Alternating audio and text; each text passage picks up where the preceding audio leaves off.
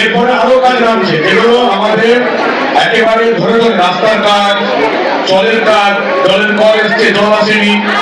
এরপরে আরো একটা হবে, যেটাকে এখনো ভাবিনি, সেটা হচ্ছে রাস্তার আলোর কাজ, বিশেষ করে গ্রামাঞ্চলে। শহরে তো মোটামুটি আছে, গ্রামে কোথাও রাস্তার আলো নেই।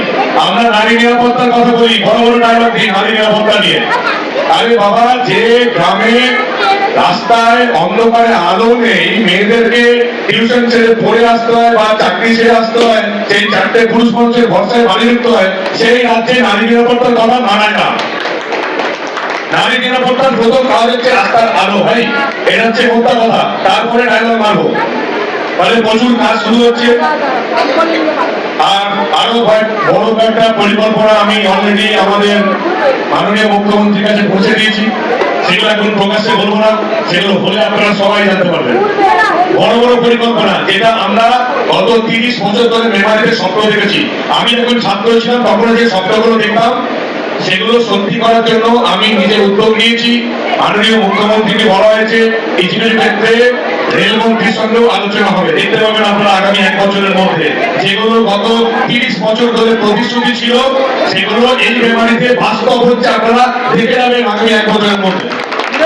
আজকে শেষ, আর নয়, এবার কাজ করে দেখাতে হবে। আমি মেমারিবাসীকে কথা দিয়েছি, 1 বছরের মধ্যে বিধায়কের রিপোর্ট কার্ড বের হবে। বিধায়ক 365 দিন পাস করলো না ফেল করলো, এই প্রত্যেকটা রিপোর্ট কার্ড মেমারির প্রতিটা বাসিন্দার কাছে পৌঁছবে, যে সে কি কাজ করলো 1 বছরে।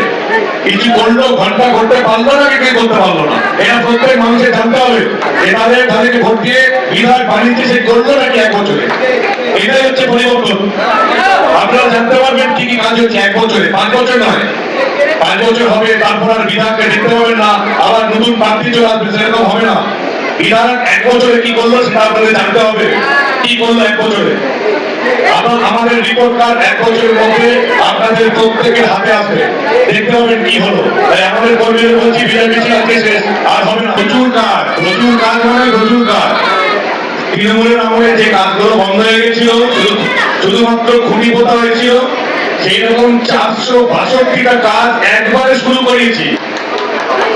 এরপরে আমাদের সরকারের কাজ শুরু হচ্ছে, 125 দিনের কাজ শুরু হচ্ছে, যেগুলো জব কার্ড গুলো ই-কেওয়াইসি হচ্ছে, প্রচুর কাজ। এরপরে অন্নপূর্ণা ভান্ডার নামবে জুন মাস থেকে, তারপরে আয়ুষ্মান ভারতের কাজ আসবে, প্রচুর চাপ আমাদের এখন। আর বিজেপি হবে না, আজকে রবিবার, আজকে বিজেপি শেষ, এবং কাজ করার বেলা। মানুষ ভোট দিয়েছে বিজেপি করার জন্য নয়, মানুষ ভোট দিয়েছে কাজ করে দেখানোর জন্য।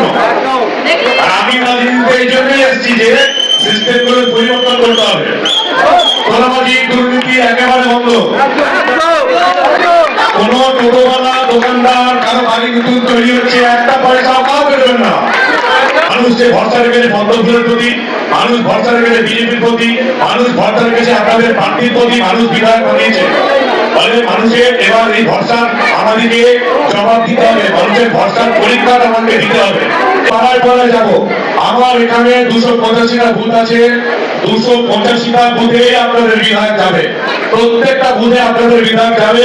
আমি মেমারির বাসীকে কথা দিয়েছিলাম যে ভোটের আগে যেমন প্রার্থী হাত জড়ো করে আপনাদের কাছে আসছে, ভোটের পরেও বিধায়ক হয়ে জেতার পরেও সেই লোকটা হাত জড়ো করে আপনাদের পাশে যাবে।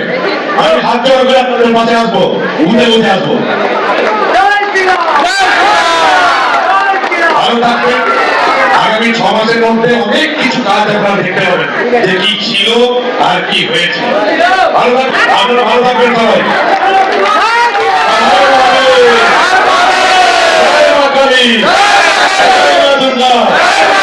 আপনারা ভাবেন দেখা হবে। জয় হিন্দ, বন্দে মাতরম।